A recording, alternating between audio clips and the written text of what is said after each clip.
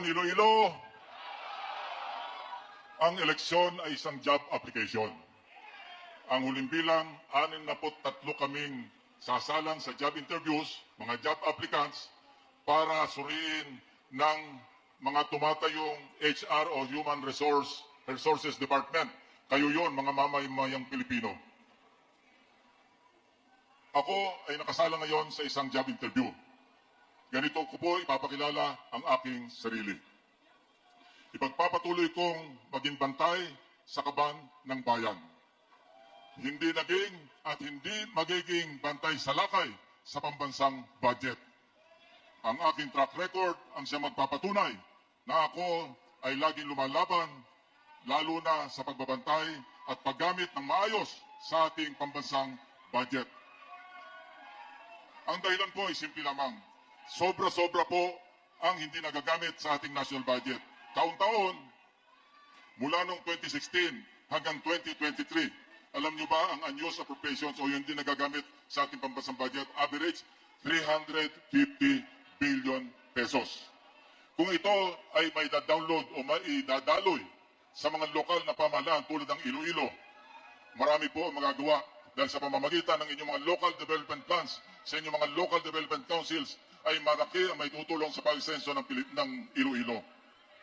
Ang Iloilo, halimbawa, ang Iloilo, ang Panay Island, no, ay number 5, one of the first 5 top-performing regions. Pero kung ito'y bibigyan pa ng kaukulang pondo galing sa nasyonal, maaari kayo pumasok sa top 4, top 3, top 2, or even top 1.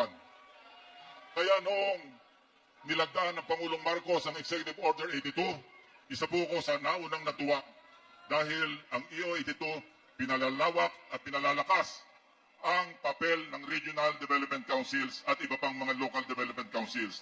So, bababa na po ang mga pondo na hindi nagagamit sa nasyonal na pamahalaan, bababa sa mga lokal na pamahalaan sa pamamagitan ng inyong mga Local Development Councils, sa pamamagitan ng inyong binalangkas na Local Development Plans. Yan po ang tutulong para maging asenso rin ang buong Pilipinas. Kapag ang mga kanayunan ay umasenso, tuluyan ding asenso ang ating bansa.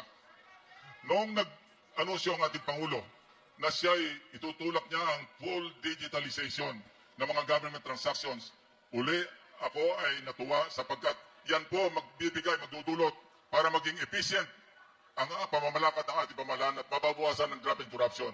Alam niyo ba sa bansang Korea, sila'y fully digitalized na simula pa noong 1987.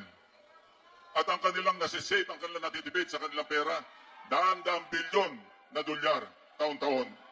Kaya pagka naitulak ng ating Pangulo at aming natulungan sa Team Alyansa, ay sigurado ko gaganda ang ating kinabukasan at magkakaroon tayo ng bagong ekonomiya, bagong trabaho at bagong panlipunang serbisyo.